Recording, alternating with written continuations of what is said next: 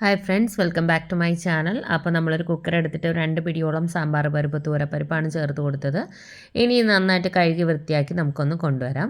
അപ്പോൾ ഞാൻ നല്ലപോലെ കഴുകി വൃത്തിയാക്കി കൊണ്ടുവന്നിട്ടുണ്ട്. ഇതിനകത്തേക്ക് ഒരു ചെറിയ കഷ്ണം പടവലങ്ങ ഇതുപോലെ കട്ട് ചെയ്തതും, മീഡിയം വലുപ്പത്തിലുള്ള 2 തക്കാളി, നല്ല വലിയ തക്കാളിയൊക്കെ ആണെങ്കിൽ ഒരു 1.5 എടുത്താൽ മതി. മീഡിയം ടൈപ്പ് ഒരു ക്യാരറ്റ്, ഒരു 8-10 ചെറിയുള്ളി, അത്യാവശ്യം വലുപ്പമുള്ളതാണ്, ഒരു 8-10 എണ്ണത്തോളം എടുക്കാം.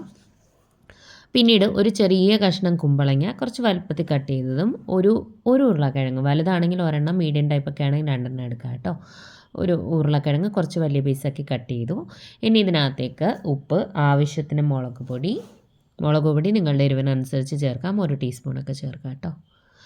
ഇനി നമ്മളിതിനകത്തേക്ക് മല്ലിപ്പൊടിയാണ് 1.5 ടീസ്പൂണോളം ചേർക്കുന്നുണ്ട്, ലെവൽ ചെയ്ത് ചേർക്കാം 1.5 ടീസ്പൂൺ. ഇനി ഇതിനകത്തേക്ക് ഞാൻ ചേർത്ത് കൊടുത്തത് ഒരു നുള്ള് ഉലുവയാണ് കേട്ടോ. ഉലുവ പൊടി ഉണ്ടെങ്കിൽ ഒരു 2 നുള്ള് ഉലുവാപ്പൊടി ചേർത്ത് കൊടുത്താലും മതി. 1/4 ടീസ്പൂൺ മഞ്ഞൾപ്പൊടി, ഒരു 1/4 ടീസ്പൂൺ പെരുങ്കായപ്പൊടി, അല്ലെങ്കിൽ ഒരു ചെറിയ കഷ്ണം പെരുങ്കായം ഇട്ട് കൊടുത്താൽ മതി. പൊടിയാണെങ്കിൽ 1/4 ടീസ്പൂൺ തന്നെ തികച്ചെടുക്കണ്ട. ഒരു നുള്ള് ചെറിയ ജീരകം, ഇതുപോലെ ഒരു പൊട്ട് ശർക്കര. ചെറിയ ജീരകം അല്ലെങ്കിൽ ചെറിയ ജീരകം വറുത്ത് പൊടിച്ച പൊടി ഉണ്ടെങ്കിൽ ഒരു നുള്ള് ചേർത്ത് കൊടുത്താലും മതി കേട്ടോ. ഒരു പൊട്ട് ശർക്കര കൂടി ചേർത്ത് കൊടുത്താൽ ഒരു പ്രത്യേക സ്വാദാണ്. പിന്നീട് ഒരു നെല്ലിക്ക വലുപ്പത്തിലുള്ള പുളി ഒരു 1/4 ഗ്ലാസ് വെള്ളത്തിൽ ഞരടി പിഴിഞ്ഞ് വെച്ചു. അതിൽ നിന്ന് കുറച്ച് പുളിവെള്ളം ഇതിലേക്ക് ഒഴിച്ചു കൊടുത്തിട്ടുണ്ട്, നമ്മളുടെ പുളിക്കനുസരിച്ച്.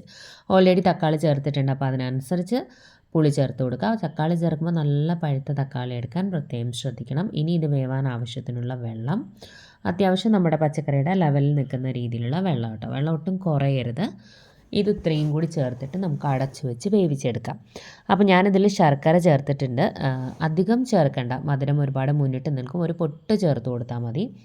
ഒരു പച്ചമുളക് കൂടി ചേർത്തിട്ട് അടച്ച് വെച്ച് ഒരു 2 വിസിൽ കേൾപ്പിച്ചെടുക്കുന്നുണ്ട് കേട്ടോ. ശർക്കര ഒരുപാട് ചേർത്ത് കഴിഞ്ഞാൽ ചിലർക്ക് ഇഷ്ടമാവില്ല, ഒരു മധുരം മുന്നിട്ട് നിൽക്കും. അതുകൊണ്ട് തന്നെ ശർക്കരയുടെ അളവ് കുറച്ച് ചേർത്താൽ മതി കേട്ടോ.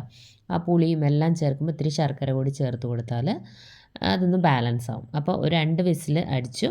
പ്രഷറൊക്കെ പോയതിന് ശേഷം ഓപ്പൺ ചെയ്തിട്ട് ഞാൻ വീണ്ടും ഫ്ലെയിം ഓണാക്കി കൊടുത്തിട്ടുണ്ട്. ആവശ്യത്തിന് കറിവേപ്പില ഇട്ട് കൊടുത്തു. മുരിങ്ങക്കായൊക്കെ ഇടുന്നെന്നുണ്ടെങ്കിൽ ഈ ഒരു സമയത്ത് ഇട്ട് കൊടുക്കണം. പ്രഷറൊക്കെ പോയതിന് ശേഷം ഫ്ലെയിം ഓണാക്കി കൊടുക്കുക. എന്നിട്ട് മുരിങ്ങക്കായ ഉണ്ടെങ്കിൽ ഇട്ട് കൊടുത്തതിന് ശേഷം ഒന്ന് അടച്ച് ഒരു 2-3 മിനിറ്റ് വെച്ചാൽ മതി കേട്ടോ. അപ്പോൾ ആവശ്യത്തിന് കറിവേപ്പില ചേർത്ത് കൊടുത്തു. ഇനി കുറച്ച് മല്ലിയില ചേർത്ത് കൊടുക്കുക. ഈ സമയത്ത് പുളിയൊക്കെ ചെക്ക് ചെയ്ത് നോക്കുക. എക്സ്ട്രാ വേണമെന്നുണ്ടെങ്കിൽ പുളിവെള്ളം ഒഴിച്ചു കൊടുക്കണം. അതുപോലെ തന്നെ ഉപ്പ്, കായം വേണമെങ്കിൽ കായപ്പൊടിയൊക്കെ നോക്കുക കേട്ടോ. ഓരോരുത്തർക്കും ഫ്ലേവർ ഡിഫറെൻ്റ് ആയിരിക്കുമല്ലോ. അപ്പോൾ കായം കുറവാണെങ്കിൽ അതുകൂടി ചേർത്ത് കൊടുക്കുക. ഞങ്ങളുടെ നാട്ടിൽ കൊല്ലത്തോട്ടൊക്കെ തേങ്ങ അരയ്ക്കാതെയാണ് കേട്ടോ സാമ്പാർ ഉണ്ടാക്കുന്നത്. ഞങ്ങളുടെ നാട്ടിലേക്കുള്ള ഒരു സാമ്പാറാണ്, പക്ഷേ കംപ്ലീറ്റ്ലി ആ രീതിയല്ല. ഞാൻ കുറച്ച് എളുപ്പത്തിൽ ചെയ്യുന്ന ഒരു സാമ്പാറാണ് കേട്ടോ. പെട്ടെന്ന് ഉണ്ടാക്കിയെടുക്കാൻ പറ്റുന്ന രീതിയിലുള്ള ഒരു സാമ്പാർ. അപ്പോൾ ഇത്രയേ ഉള്ളൂ. ഒന്ന് തിളച്ച് കഴിയുമ്പോൾ ഫ്ലെയിം ഓഫ് ചെയ്ത് മാറ്റിയേക്കുക. ആവശ്യത്തിന് കറിവേപ്പിലയും മല്ലിയിലേക്ക് ഇടുക. ഫ്ലെയിം അത് മാറ്റി വെച്ചതിന് ശേഷം എണ്ണ ഒഴിച്ചു, കടുകിട്ടു. കടുക് പൊട്ടുമ്പോഴേക്കും ഒരു നുള്ളു ഉലുവയിട്ട് പൊട്ടിക്കുക. എന്നിട്ട് 2 വറ്റൽമുളക്. ഫ്ലെയിം ഓഫ് ചെയ്തതിന് ശേഷം ഒരു ഇത്തിരി മുളക് പൊടി, ഓപ്ഷണലാണ് കേട്ടോ. ഫ്ലെയിം ഓഫ് ചെയ്തതിന് ശേഷം മാത്രം അതിനകത്തേക്ക് ഇട്ട് പെട്ടെന്ന് തന്നെ ജസ്റ്റ് ഒന്ന് മിക്സ് ചെയ്യുക ആ ചൂടിൽ തന്നെ. എന്നിട്ട് കറിയിലേക്ക് താളിച്ചു കൊടുക്കാം, സാമ്പാറിലേക്ക്. ഫ്ലെയിം ഓണായിരിക്കുന്ന സമയത്ത് മുളക് പൊടി ചേർത്ത് കൊടുക്കരുത്, ഓഫ് ചെയ്തിട്ട് മാത്രം കേട്ടോ, അല്ലെങ്കിൽ കരിഞ്ഞു പോവും. അത് നമ്മുടെ സാമ്പാറിലേക്ക് താളിച്ചു കൊടുക്കുക. അത്രയേ ഉള്ളൂ കേട്ടോ. ഞാനിവിടെ പാലക്കാട് വന്നതിന് ശേഷമാണ് ഈ തേങ്ങ അരച്ച സാമ്പാർ കഴിക്കുന്നത്. ഞങ്ങളുടെ അവിടേക്കൊന്നും തേങ്ങ അരച്ച സാമ്പാറില്ല കേട്ടോ. അപ്പോൾ വെളിച്ചെണ്ണയിൽ തന്നെ ചെയ്യുക. കുറച്ച് കറിവേപ്പിലയുടെ ഇട്ട് കൊടുത്തു. അപ്പോൾ ഒരു പൊട്ട് കായപ്പൊടിയും കൂടി ഇട്ട് കൊടുത്തിട്ട് ഒരു 2 മിനിറ്റ് അങ്ങനെ അടച്ച് വെച്ചതിന് ശേഷം ഇത് മിക്സ് ചെയ്താൽ കുറച്ചുകൂടി ആ ഒരു ഫ്ലേവറും ടേസ്റ്റും ഒക്കെ കിട്ടും കേട്ടോ. അപ്പോൾ ഇത്രയേ ഉള്ളൂ. സിമ്പിളായിട്ടുള്ള സാമ്പാർ ഇവിടെ തയ്യാറായിട്ടുണ്ട്. എളുപ്പത്തിൽ ഉണ്ടാക്കാൻ പറ്റും. അപ്പോൾ തേങ്ങ അരച്ച് ഇഷ്ടമുള്ളവർക്ക് ആ രീതിയിൽ ചെയ്യാം, പക്ഷേ ഈ രീതിയിലൂടെ ഒന്ന് ട്രൈ ചെയ്ത് നോക്കാം കേട്ടോ. അപ്പോൾ അതൊന്ന് മാറ്റി വെച്ചു. ഇനി ഞാനൊരു പാൻ എടുത്തിട്ട് ഞാനൊരു 2 പിടിയോളം വൻപയറാണ് ഒരു 2 വിസിൽ കേൾപ്പിച്ച് വേവിച്ച് വെച്ചിരുന്നു. അത് ഒരു പാത്രത്തിലേക്ക് ചേർത്ത് കൊടുത്തു. കംപ്ലീറ്റ് ആയിട്ട് വെന്തിട്ടില്ല. ഇനി ചെറിയ ഒരു കഷ്ണം പപ്പായ എടുത്തിട്ട് അതെന്താ ഇതുപോലെ കനം കുറച്ചൊന്ന് അരിഞ്ഞെടുത്തിട്ടുണ്ട്, ഏകദേശം ഒരു കപ്പോളം. എന്നിട്ട് നമുക്ക് ഈ പയറിനകത്ത് കുറച്ച് വെള്ളം ഉണ്ടായിരുന്നു കേട്ടോ. ഞാൻ കുക്കറിൽ 2 വിസിൽ കേൾപ്പിച്ചെടുത്തതാണ്, ഒരുപാട് വെന്ത് പോയിട്ടില്ല. ആ പയറും ആ വെള്ളത്തോട് കൂടി ഇട്ടിട്ട് ഇതിനകത്തേക്ക് നമ്മുടെ പപ്പായയും കൂടി ഇട്ട് കൊടുത്തു. ഒരു നുള്ളു മഞ്ഞൾപ്പൊടിയും കൂടി ഇട്ട് ആവശ്യത്തിന് ഉപ്പും കൂടി ഇട്ടിട്ട് നമുക്കിത് ഈ പയറും നമ്മുടെ പപ്പായയും നന്നായി വെന്ത് വരട്ടെ. പയർ ഏകദേശം ഒരു 75% വെന്തിട്ടുള്ളൂ കേട്ടോ. അപ്പോൾ ആ പപ്പായയുടെ കൂടെ കിടന്ന് ആ പയറും കൂടെ ബാക്കി വെന്ത് വരും. അതുവരെ നമുക്ക് വെയിറ്റ് ചെയ്യാം കേട്ടോ. നന്നായിട്ട് വെന്ത് ആ വെള്ളമൊക്കെ ഒന്ന് വറ്റി വരട്ടെ. ഈ സമയത്ത് ഒരു പാൻ വെച്ച് കുറച്ച് എണ്ണ ഒഴിച്ച് കൊടുത്തിട്ട് ഇതിനകത്തേക്ക് ഒരു 10 ചെറിയ ഉള്ളി ചതച്ചതാണ് ഞാൻ ചേർത്ത് കൊടുക്കുന്നത്. ഒരു 2-3 വെളുത്തുള്ളി ഇതിൻ്റെ കൂടെ ഇട്ട് ചതച്ചെടുക്കാം, അല്ലെങ്കിൽ ചെറിയ കഷ്ണമായിട്ട് കട്ട് ചെയ്തിട്ട് കൊടുക്കാം. ഇനി ഒരുപാടങ്ങ് വഴറ്റിയെടുക്കേണ്ട ആവശ്യമൊന്നുമില്ല. ആ റോ ടേസ്റ്റൊക്കെ ഉള്ളിയുടെ ഒന്ന് മാറണം. ഇതിനകത്തേക്ക് ആവശ്യത്തിന് കറിവേപ്പില ചേർത്ത് കൊടുത്തു.